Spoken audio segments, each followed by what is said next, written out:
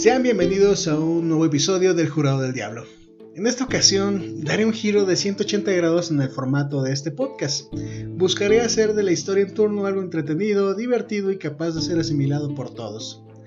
Así pues, en esta ocasión les voy a hablar sobre Winston Churchill, el ex primer ministro de Inglaterra que lidió con la Primera y Segunda Guerra Mundial.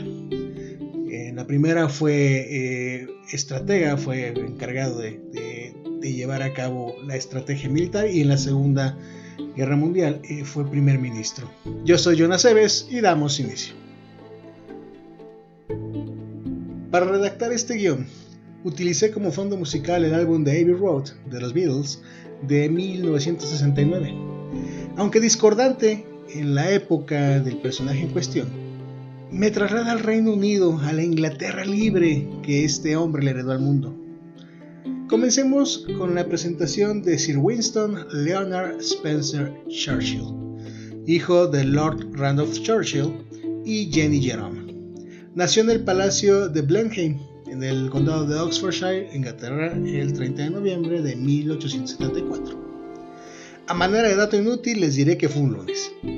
Como si no fuera suficiente tratar de poner atención a las fechas. Pero oigan, les servirá como dato mamador en alguna charla dominguera. De hecho, ya los estoy escuchando mientras sostienen su cerveza, parados entre sus amigos menos cultos que no escuchan este podcast. Tomarán la palabra y con confianza y determinación dirán: ¿sabían que Winston Churchill nació un lunes? Específicamente el lunes 30 de noviembre de 1874. ¿Darán un trago a su cerveza? No les garantizo que su crush se enamore de ustedes, pero tampoco lo descartaría como una probabilidad.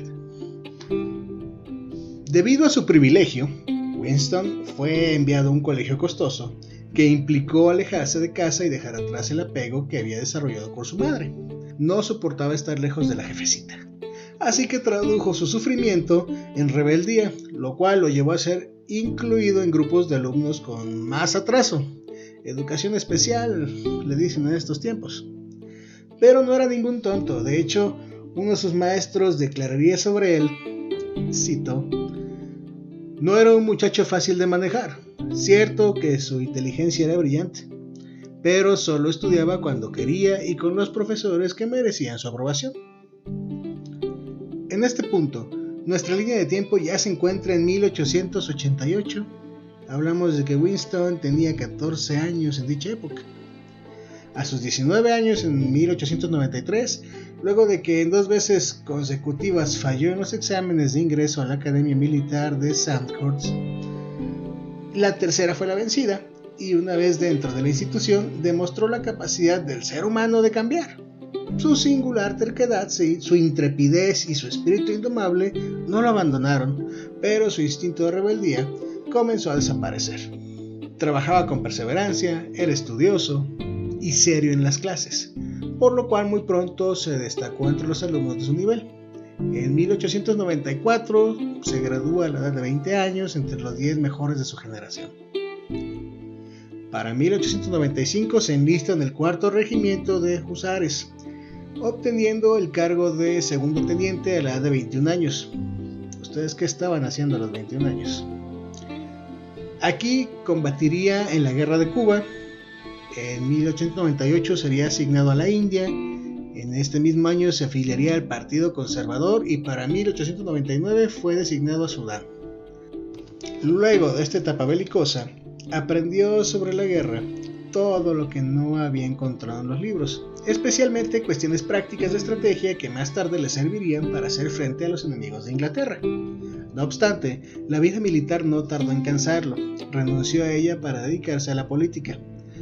Presentándose a las elecciones un año después, al no obtener el acta de diputado por escaso margen, Churchill se trasladó a África del Sur como corresponsal de guerra para el Morning Post. Allí fue hecho prisionero y trasladado a Pretoria, pero consiguió escapar y regresó a Londres convertido en un héroe popular. Por primera vez su nombre saltó a las portadas de los periódicos, pues había recorrido en su vida más de 400 kilómetros. Soportó vientos despiadados, infernales desiertos, escaló hasta el último maldito cuarto de la maldita torre más alta, Oh, fuck, perdón, guión equivocado. Esperen. Churchill, ok. En su escape, afrontó un sinfín de peligros con extraordinaria sangre fría. No es de extrañar, pues, que consiguiese un escaño como representante conservador de Oldham en la Cámara de los Comunes para 1900, a sus 26 años, iniciando a esa edad una brillante carrera política. Debido a un desacuerdo con el partido, Churchill se pasó a los liberales en 1904. Para los latinoamericanos y específicamente los mexicanos, quizá no estén familiarizados con esta práctica, pues es cosa que solo pasaba en los 1900, pero sí, la gente antes se cambiaba de partido e ideología, según correspondiera a sus intereses. Chapulines les decían, antes. En fin, para 1906, a los 31 años, alcanzó su primer cargo gubernamental en el gabinete de Henry Campbell Bannerman, que lo nombró subsecretario de Colonias. Luego fue ministro de Comercio entre 1908 y 1910 y del Interior en 1910 y 1911. En el gobierno de quien sería primer ministro entre 1908 y 1916, Herbert Henry Asquith. Churchill previó con extraordinaria exactitud los acontecimientos que desencadenaron la Primera Guerra Mundial y el curso que siguió la contienda en su primera etapa.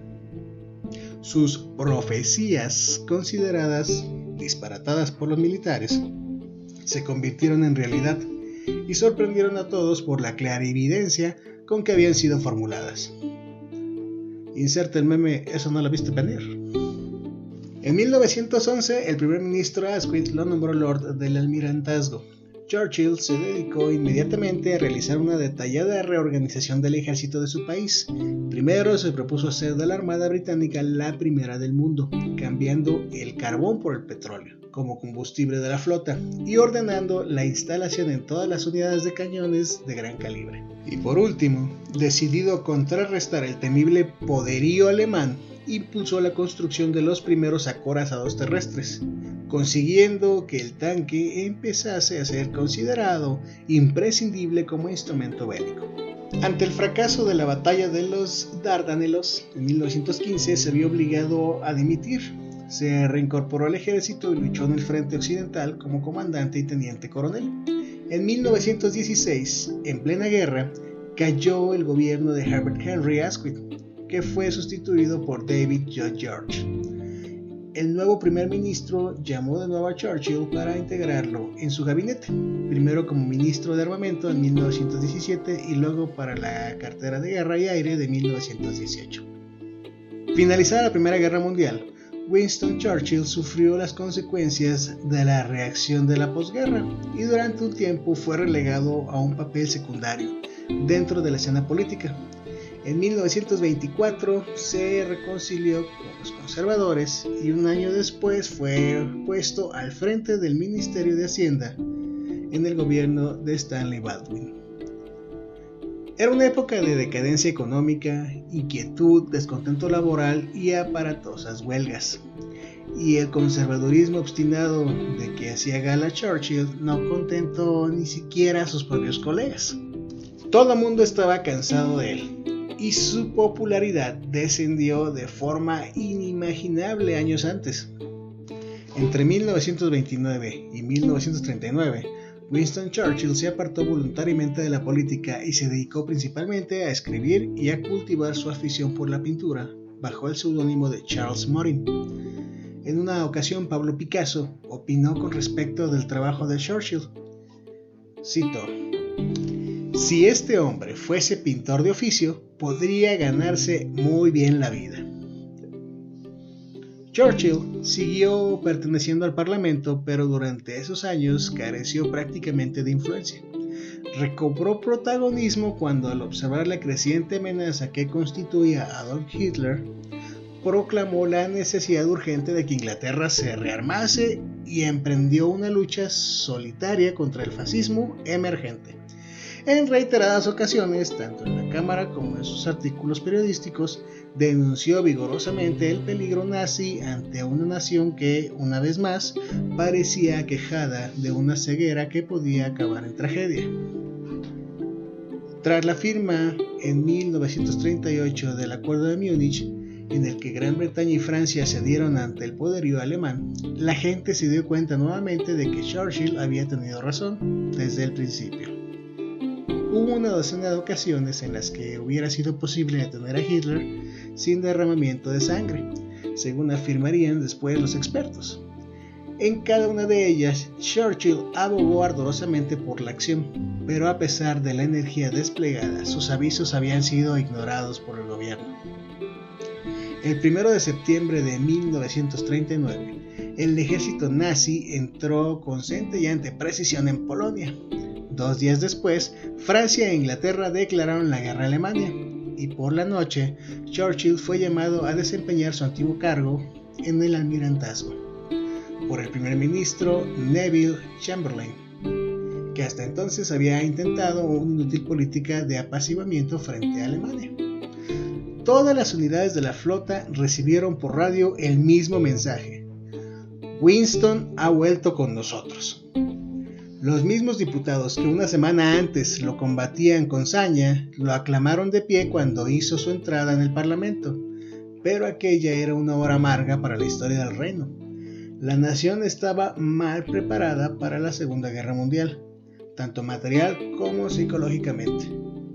Por eso, cuando fue nombrado primer ministro el 10 de mayo de 1940, Churchill pronunció un conmovedor discurso en el que se afirmó no poder ofrecer más que sangre, sudor y lágrimas a sus conciudadanos.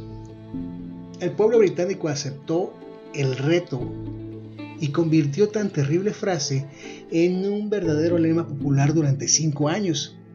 Su contribución a la victoria iba a ser decisiva. Churchill consiguió mantener la moral en el interior y en el exterior mediante sus discursos, ejerciendo una influencia casi hipnótica en todos los británicos. Formó un gobierno de concentración nacional que le aseguró la colaboración de sus adversarios políticos y creó el Ministerio de Defensa para una mejor dirección del esfuerzo bélico.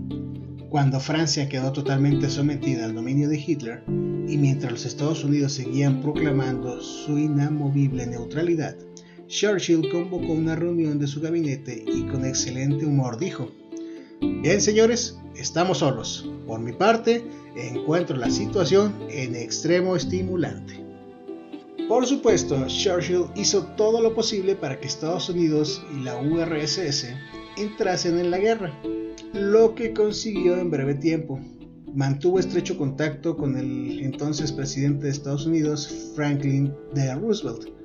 En 1941, después del ataque japonés a Pearl Harbor, el cual algunas teorías de la conspiración, nacidas de pruebas hasta cierto punto confiables, sugieren que si bien el ataque no fue provocado, sí fue permitido para que el Congreso de los Estados Unidos aprobara la participación de este país en el conflicto bélico.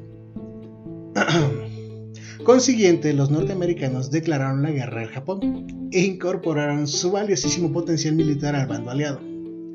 También en 1941, el año decisivo de la contienda, Hitler emprendió la invasión de Rusia, poniendo fin a la neutralidad soviética y empujando a Stalin a una frágil alianza con Inglaterra, que Churchill supo conservar, relegando a un segundo plano su visceral anticomunismo y demostrando su pragmatismo. Si pendejo no era. Como primer ministro, le correspondió participar en las cruciales conferencias de Casablanca en 1943, El Cairo, Teherán, Yalta en 1945 y Potsdam también en el 45, en las que se diseñó la estrategia de la guerra y, una vez acabado el conflicto, el mapa político mundial que se mantendría vigente hasta 1989. Durante interminables jornadas dirigió las operaciones militares y diplomáticas, trabajando entre 16 y 18 horas diarias, transmitiendo a todos su vigor y contagiándoles su energía y optimismo. Por fin, el día de la victoria aliada, se dirigió de nuevo al Parlamento y al entrar fue objeto de la más tumultuosa ovación que registra la historia de la Asamblea. Los diputados olvidaron todas las formalidades rituales y se subieron a los escaños gritando y sacudiendo periódicos. Churchill permaneció en pie a la cabecera del banco ministerial mientras las lágrimas rodaban por sus mejillas y sus manos se aferraban temblorosas a su sombrero. A pesar de la enorme popularidad alcanzada durante la guerra, 2 meses después el voto de los ingleses lo depuso de su cargo. Churchill continuó en el Parlamento y se erigió en jefe de la oposición. En un discurso pronunciado en marzo de 1946, popularizó el término telón de acero y algunos meses después hizo un llamamiento para impulsar la creación de los Estados Unidos de Europa. Tras el triunfo de los conservadores en 1951, volvió a ser primer ministro y 2 años después fue galardonado con el Premio Nobel de Literatura por sus memorias sobre la Segunda Guerra Mundial. Alegando razones de edad, presentó la dimisión en abril de 1955, después de ser nombrado Caballero de la Jarretera por la reina Isabel II, y de rechazar un título nobiliario a fin de permanecer como diputado en la Cámara de los Comunes. Fue reelegido en 1959. Ya no se presentó a las elecciones de 1964. No obstante, su figura siguió pesando sobre la vida política y sus consejos continuaron orientando a quienes dirigieron después de él los destinos del Reino Unido. El pueblo había visto en Churchill la personificación de lo más noble de su historia y de las más hermosas cualidades de su raza. Por eso, no cesó de aclamarlo como su héroe hasta su muerte, el 24 de enero de 1965. Puntualizando, queridos miembros del jurado, en esta ocasión lamento si les fue inoportuno que por ahí metiera un par de bromas, un par de comentarios un poco muy sarcásticos, pero tenía que hacerlo. Pues bien, volviendo al tema, con respecto de Winston Churchill, tenemos que entender que era una persona que literalmente nació en el privilegio. Nació siendo hijo de un lord. Creció su niñez en el privilegio, su juventud en el privilegio. Y lo digo de esa forma porque es una palabra que está muy de moda, ¿ok? Decir que alguien crece o vive en el privilegio es demeritar todo lo que la persona pudiera hacer después de nacida, ¿ok? Después de nacer en cuna de oro, no cuenta nada de lo que hagas porque ya venías con la torta bajo el brazo.